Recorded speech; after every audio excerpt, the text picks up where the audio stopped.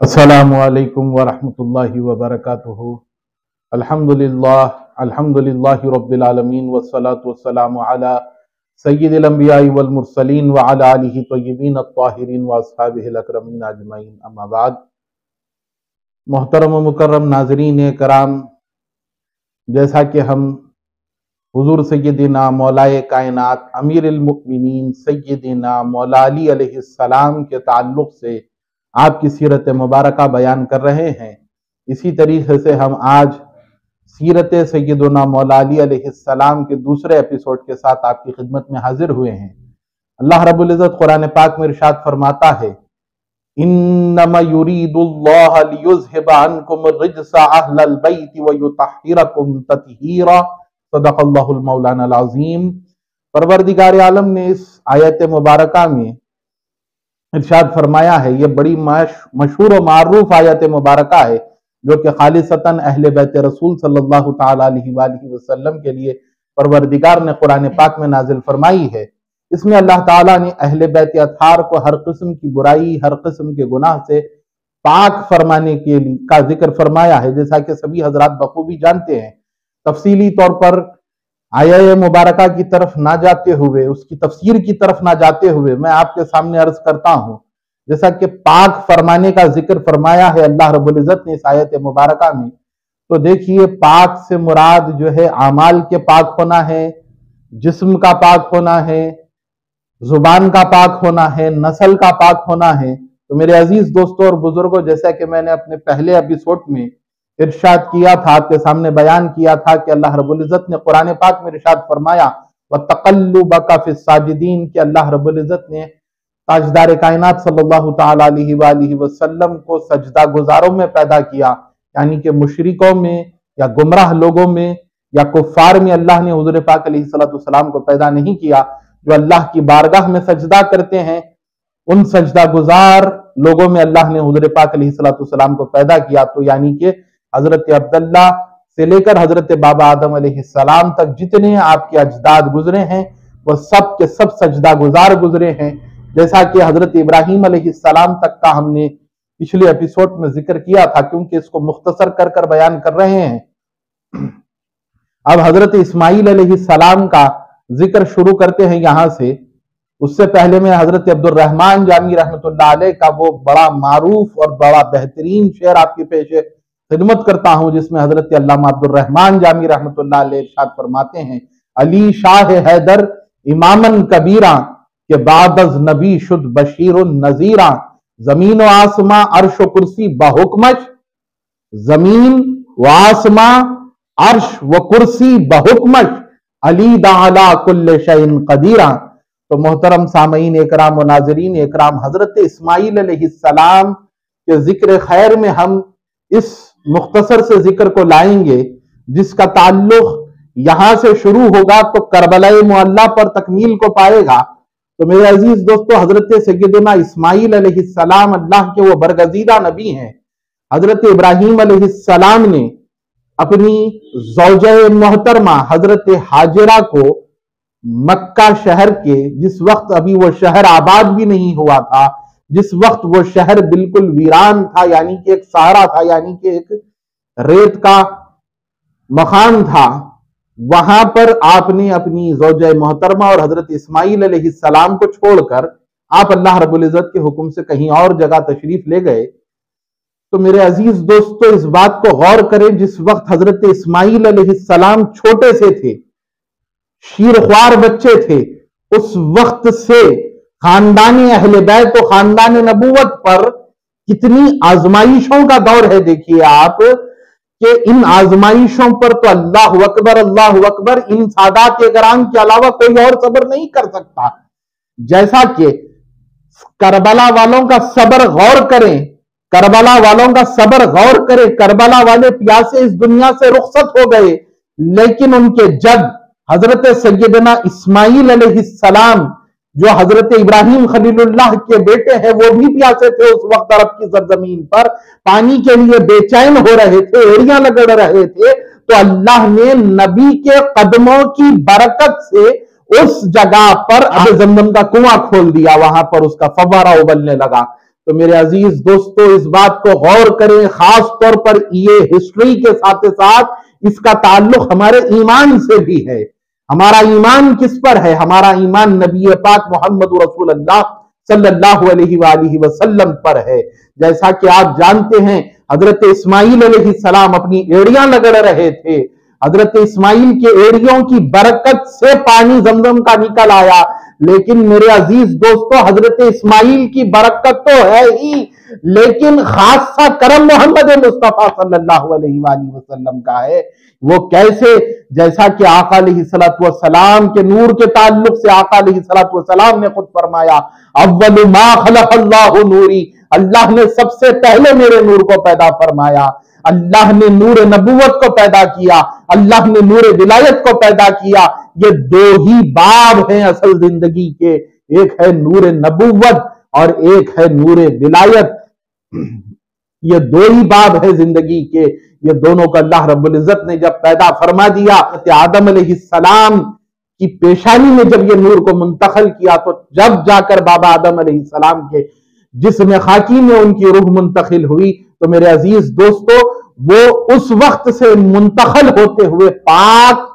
پشتوں سے پاک رحموں میں جب منتقل ہوتے ہوتے حضرت ابراہیم کی پشت سے حضرت حاجرہ کے شکم میں اور ان کے شکم سے حضرت اسماعیل علیہ السلام کے اندر جب منتقل ہوا یہ نور، تو اس وقت وہ نور کی کیفیت تھی، وہ نور کا عالم تھا، وہ نور کی وہ تمنائیں تھی، وہ نور کی وہ دعائیں تھی، وہ نور کا کرم تھا، نور محمدی کا کرم تھا کہ حضرت اسماعیل علیہ السلام جب ایڑیاں رگڑ رہے تھے تو زمزم کا پانی ابل اٹھا۔ دنیا دیکھ رہی تھی کہ حضرت اسماعیل کے قدم ہیں، لیکن اصل میں تو وہ محمد رسول اللہ صلی اللہ علیہ وآلہ وسلم کے نور کا کمال ہے۔ تو یہ دیکھیں اس نسل کی پاکی کا عالم کیا ہے کہ یہ ان کے اجداد جب ایڑیاں رگڑتے ہیں تو بھی پانی ابلتا ہے۔ تو میرے عزیز دوستوں اور بزرگوں، حضرت اسماعیل علیہ السلام کی کتنی آزمائشیں تھی، ان تمام آزمائشوں سے آپ پار ہوتے ہوئے پروردگار کے حضور ثابت قدم ثابت ہوتے ہوئے جب ایک مقام پر پہنچے، جب کچھ بڑے ہوئے، تو اس وقت جب آپ نے ہوش سنبھالا تو اللہ رب العزت نے حضرت ابراہیم علیہ السلام کو بشارت دی، یعنی کہ آپ کو خواب ہوا کہ حضرت اسماعیل علیہ السلام کو اللہ کی بارگاہ میں قربان کر دیں۔ تو حضرت ابراہیم علیہ السلام نے اپنا وہ خواب اپنے جگر گوشہ، اپنے لخت جگر، اپنے نور نظر حضرت اسماعیل علیہ السلام کو سنایا کہ بیٹے اسماعیل، اللہ رب العزت نے مجھے آپ کو قربان کرنے کا حکم دیا ہے، تو قربان جائیں اس بابا کے، قربان جائیں اس بیٹے کے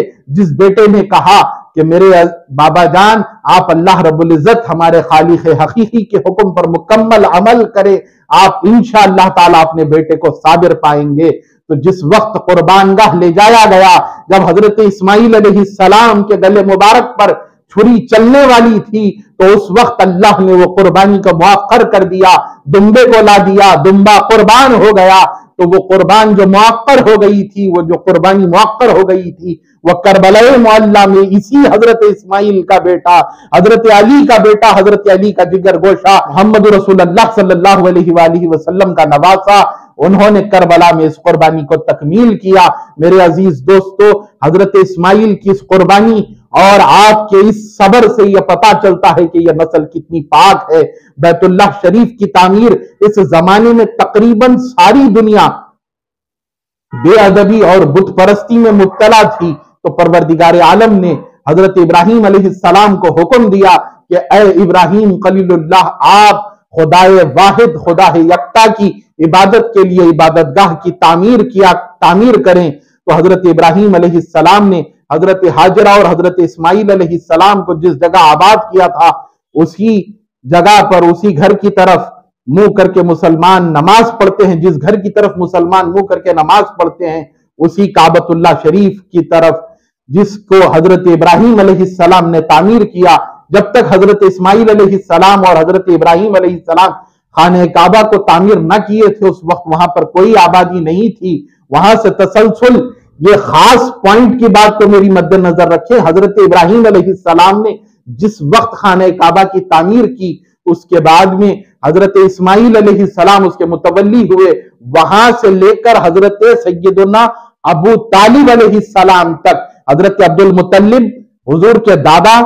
اس کے متولی تھے خانہ کعبہ کے، اس کے بعد میں سیدنا علی کے والد گرامی قدر حضرت ابو طالب علیہ السلام اس خانہ کعبہ کے متولی رہے۔ ارے کعبہ تو علی کے باپ دادا کے گھر کی جاگیر ہے، علی کے باپ دادا نے جس کعبے کو بنایا اسی کعبے کی طرف تمام مسلمان اپنا رخ کر کر اس کو قبلہ مان کر اس کی جانب سجدہ کرتے ہیں۔ اے لوگوں سنو، جس کعبے کی جانب تم سجدہ کرتے ہو اس کعبے کا متولی علی کا بابا ہے، اس کعبے کو بنانے والا علی کا بابا ہے۔ میرے عزیز دوستو، سیدنا علی کے ہو جاؤ، سیدنا علی کے وفادار ہو جاؤ، گمراہیوں میں مبتلا نہ ہونا، گستاخیوں میں مبتلا نہ ہونا۔ علی کا دامن تم کو خدائے بزرگ و برتر تک ضرور پہنچا دے گا، تم کو ضرور پہنچا دے گا۔ اس کا مطلب یہ ہرگز نہ لینا کہ سیدنا علی کے ہو جاؤ، سیدنا علی کے وفادار ہو جاؤ کا یہ مطلب ہرگز نہ لینا کہ سیدنا علی کے گن گانا ہے یا صحابہ کرام کو برا بھلا کہنا ہے۔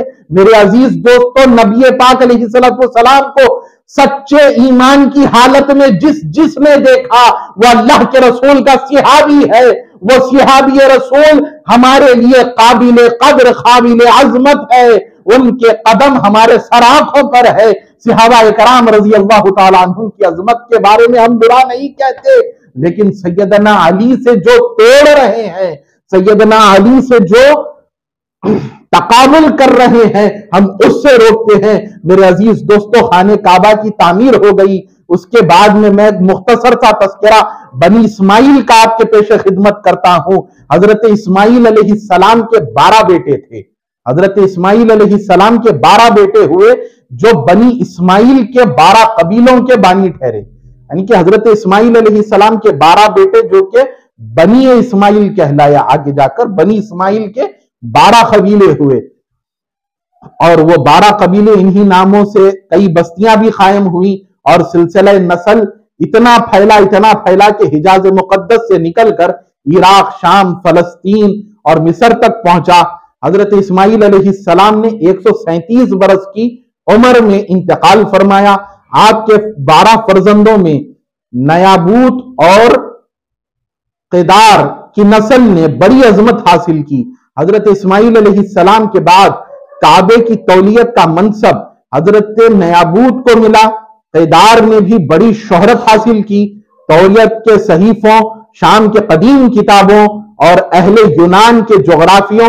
میں معتدد مقامات پر ان کا نام ملتا ہے۔ تو میرے عزیز دوستو، حضرت عدنان تک اسی طریقے سے یہ سلسلہ چلتا آیا۔